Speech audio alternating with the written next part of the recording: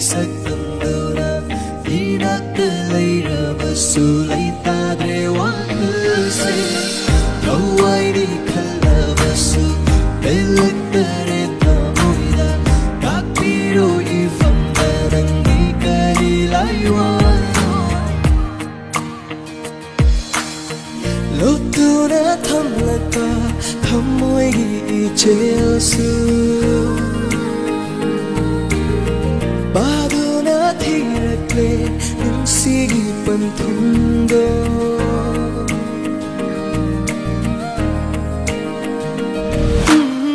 lotuna thamlaka thamoigi ichesu baduna thirakle nunsigi panthundo